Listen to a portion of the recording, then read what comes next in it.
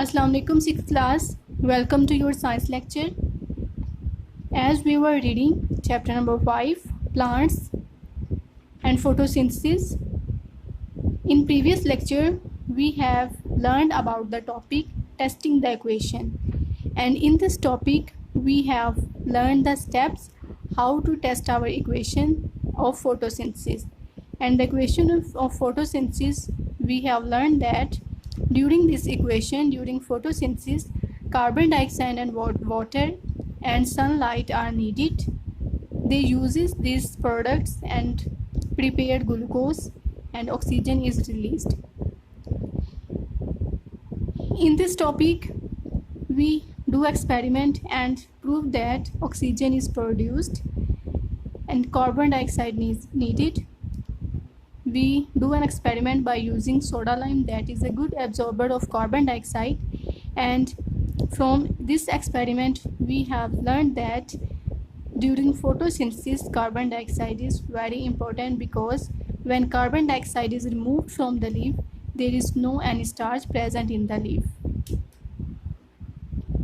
In next step we have done an experiment that light is needed.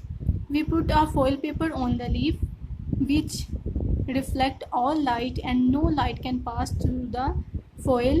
It shows that the leaf without getting sunlight will not prepare the starch, so sunlight is very important for the photosynthesis.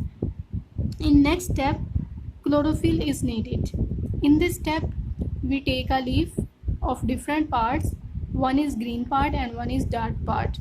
In green part chlorophyll is present, and in dark part chlorophyll is absent.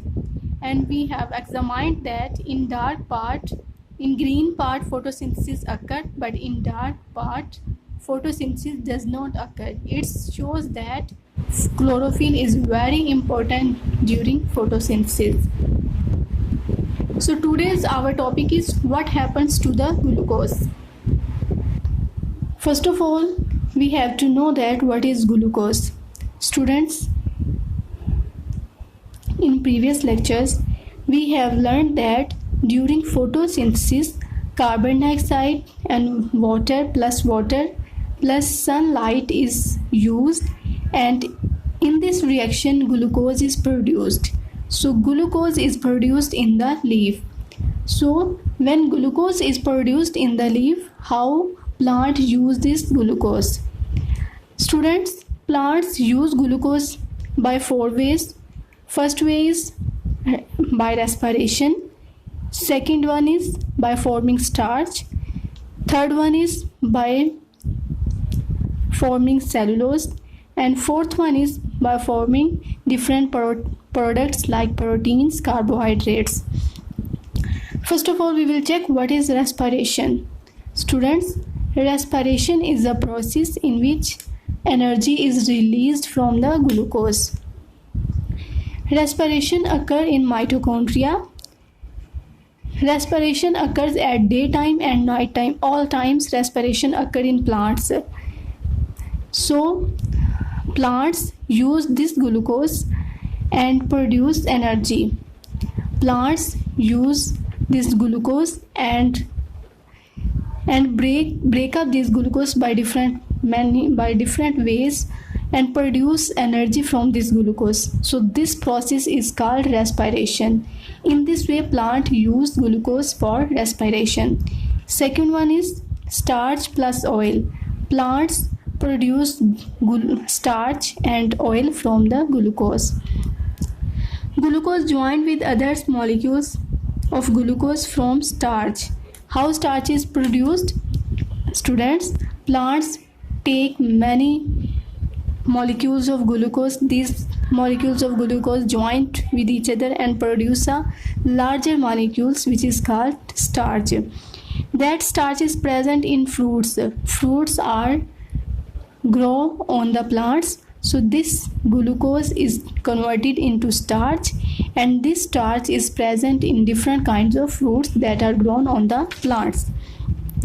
This starch is present in roots and stem. This starch, the starch that is produced from glucose, is also present in the plant roots and plant stems. So in this way, plants use glucose in the form of starch and oil. Third one is plants use glucose for the formation of cellulose. Glucose polymers join to form cellulose. Different glucose molecules join to each other and form a cellulose. So what is cellulose? Students, cellulose is a chemical material that is used to make the cell wall. And what is cell wall? Cell wall is the outer covering of plant. You have learned this about in previous lecture about cell wall. You know that plant cell is covered with the cell wall. Cell wall is present outside the plant cell that gives shape to the cell. So in this way, plants use glucose to form cellulose. Minerals. Fourth one is minerals. Glucose that is produced in the leaf is joined with different minerals like nitrogen, phosphorus, and forms different products like proteins and carbohydrates. When glucose combines with nitrogen, it forms proteins. And when glucose joined with more carbons, hydrogen and phosphorus, it will form carbohydrates plus fats. So plants use glucose and forms different other products like proteins, carbohydrates and fats. Yes, 6th class, these are the 4 ways of using glucose. Plants use glucose for respiration, for the formation of starch that is present in roots, stems, seeds and fruits. Plants also use glucose for the formation of cellulose. Cellulose is the outer covering of plant. Glucose joined with different kinds of minerals like nitrogen and phosphorus. In this way, glucose forms many other products like proteins, carbohydrates and fats. So our next topic is plants need water. We know that for the photosynthesis, plants also needs water, and plants take this water from the soil. So in this topic, we will see that how plants take water from the soil. Students, this is a plant, and this area of plant is called roots. Root have some growing parts that called root hairs. You have learned about roots and root hairs in chapter number 2 in previous lectures. So roots have some growing parts that are called root hairs. Root hairs increase the surface area of plants to absorb water. Water is present in soil, and these root hairs absorb water from soils and transport this water to the upper parts of the plants. So let's see how this water is transported. This is soil and this is root hair, and this area is soil. Water is present in the soil and less water is present in the root hairs. Much water is present in soil and low amount of water is present in root hair. So water moves from higher concentration to lower concentration. This movement of water is called osmosis. What is osmosis? Osmosis is the movement of water molecules from higher concentration to lower concentration. So in this way, water enters into the root hairs from the soil. Next, students, these are root cells. Now, water is in more concentration in root hairs and in lower concentration in root cells. So water moves from higher concentration to lower concentration. So water moves from root hairs to root cells. In this way, water enters into the root cells. Next to root cells, xylem tubes are present. These tubes are present in stems and roots also. So these tubes have low amount of water than the root cells. So water moves from high concentration to lower concentration. Water moves from root cells to xylem tubes, and these xylem tubes transport this water next parts of the plant. In this way, water is transported into the plant. Yes, 6th class, in this topic, how plants take in water, we have learned that root hairs absorb water from the soil by a process called osmosis.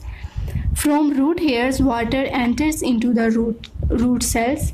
From root cells, water enters into the xylem tubes, and then xylem tubes transport this water to all parts of the plant. In this way, water is transported into the plants, and this water is transported by a process called osmosis. So read this paragraph and learn it carefully. Yes, 6th class, this is our today's lecture, in which we have discussed about how plants use glucose, and we have learned that plants use glucose by 4 ways. First one is respiration, second one is by forming starch, third one is by forming cellulose, and fourth one is by forming different products like proteins, carbohydrates, and starch.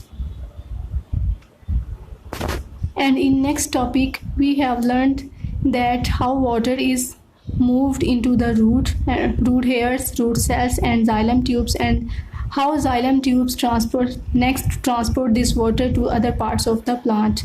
I hope you will understand this. Thank you.